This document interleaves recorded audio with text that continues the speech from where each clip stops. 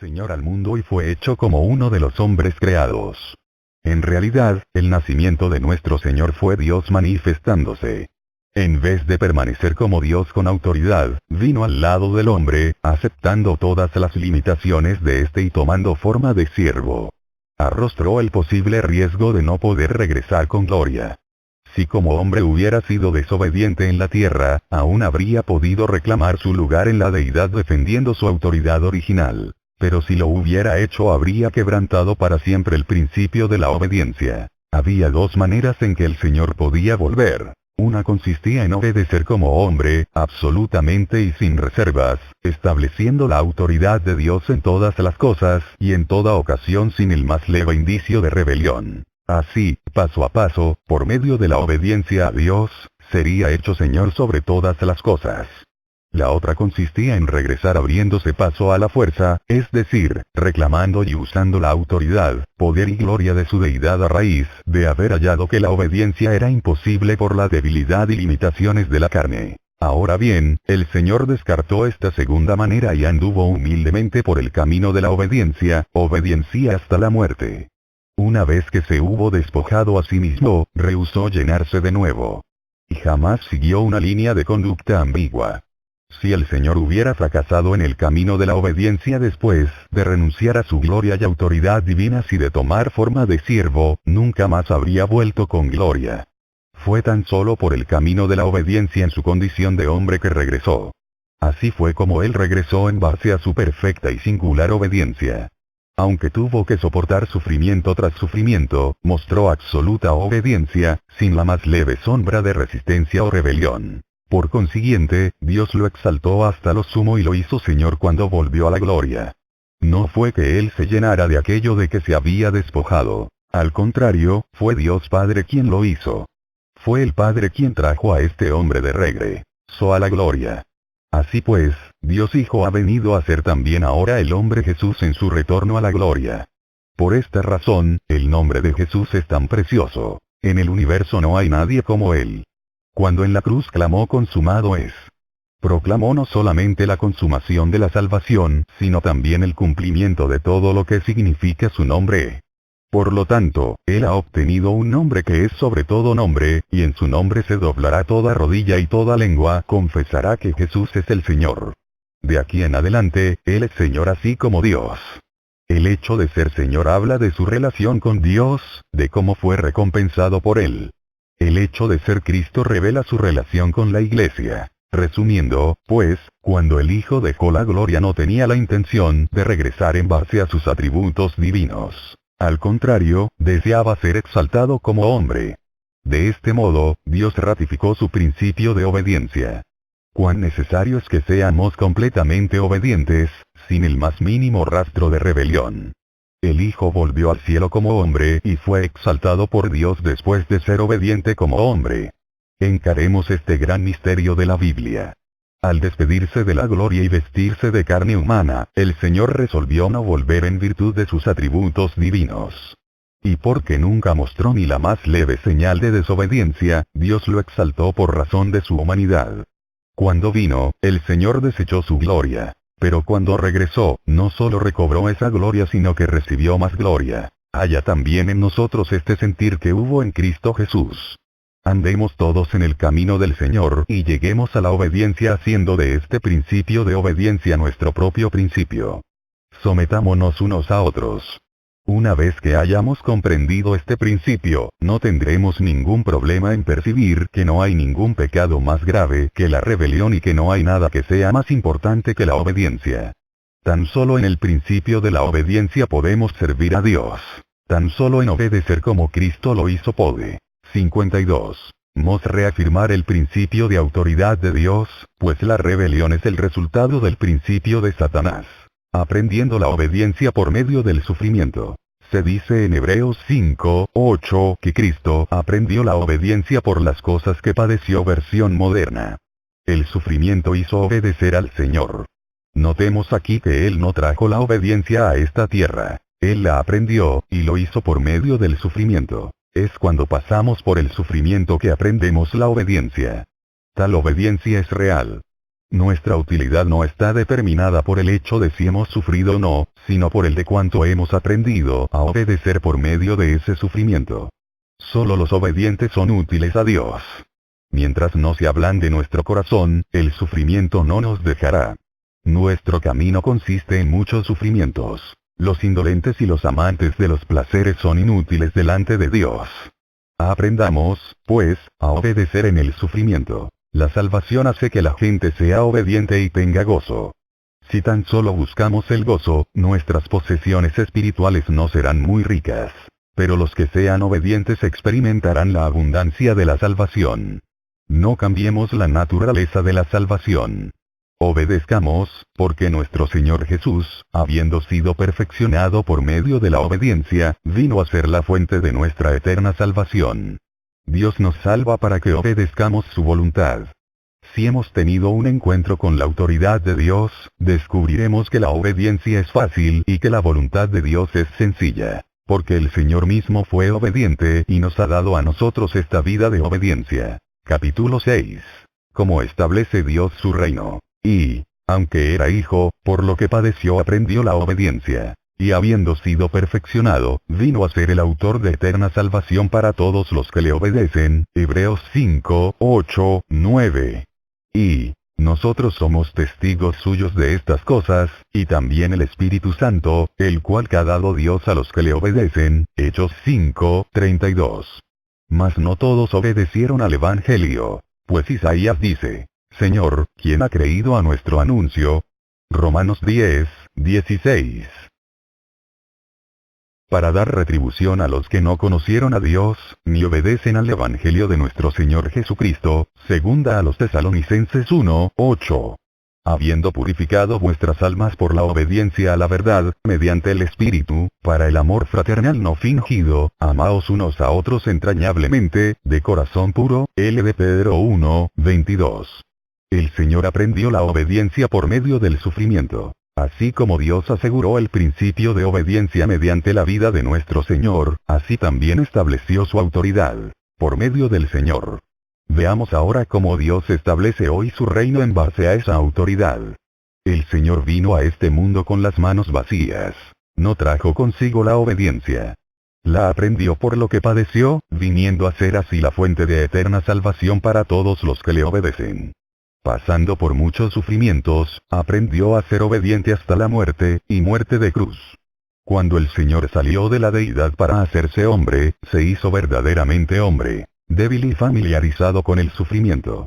Cada sufrimiento que soportó maduró en fruto de obediencia. Ninguna clase de sufrimiento pudo hacerlo murmurar o enojarse. Qué diferente de estos son tantos cristianos que no aprenden la obediencia, incluso después de muchos años. Aunque aumenten sus sufrimientos, su obediencia no aumenta.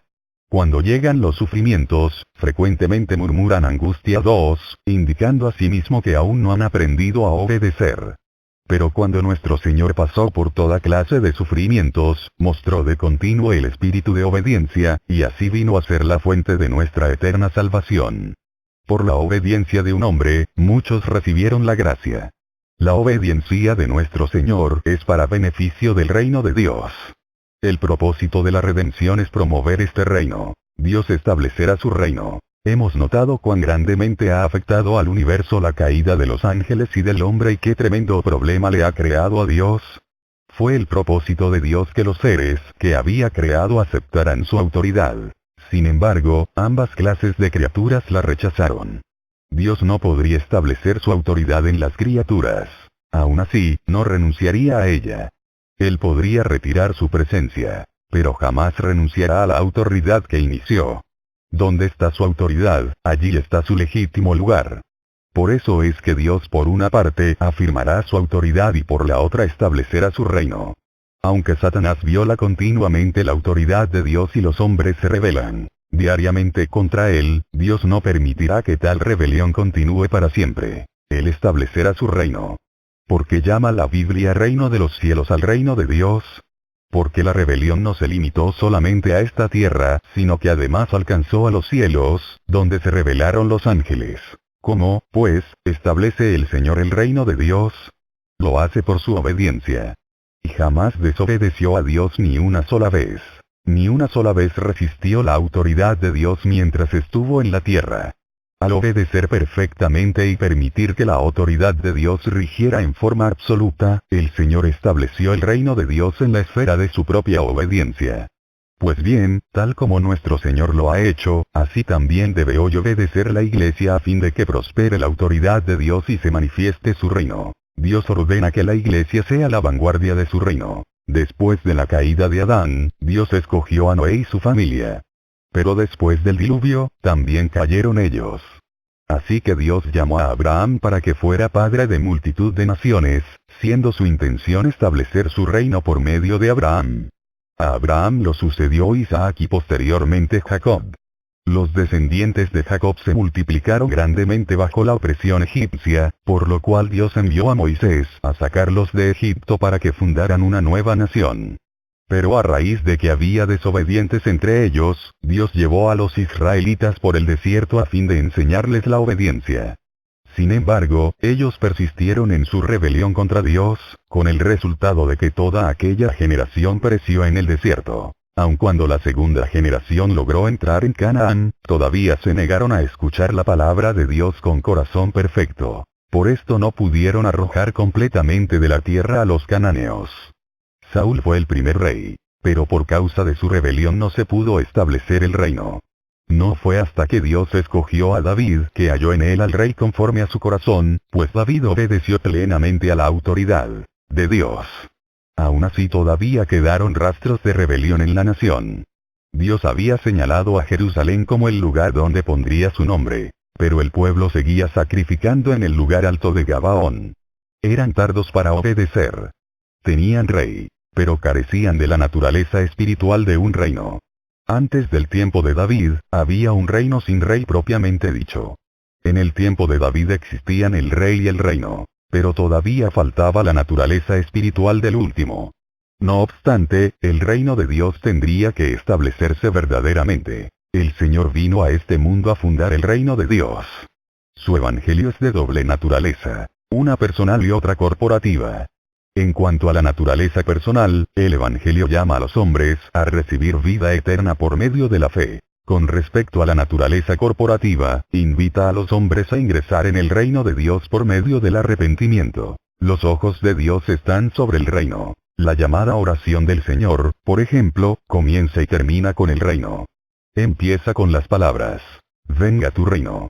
Hágase tu voluntad, como en el cielo, así también en la tierra.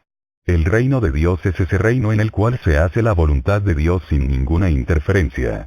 La oración termina con la siguiente declaración: tuyo es el reino, y el poder, y la gloria, por todos los siglos. Amén. Mateo 6:13. El reino, el poder y la gloria están correlacionados. Ahora ha venido la salvación, el poder, y el reino de nuestro Dios, y la autoridad de su Cristo, proclama Apocalipsis 12:10. Por eso es que el reino es la esfera de la autoridad. Porque aquí el reino de Dios está entre vosotros, dice el Señor, Lucas 17:21.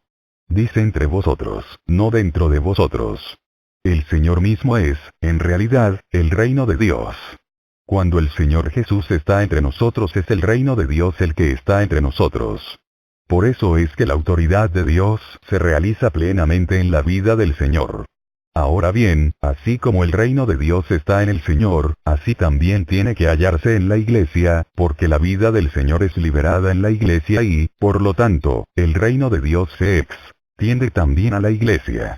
Comenzando con Noé, Dios se las ingenió para tener un reino, pero un reino terrenal y no el reino de Dios.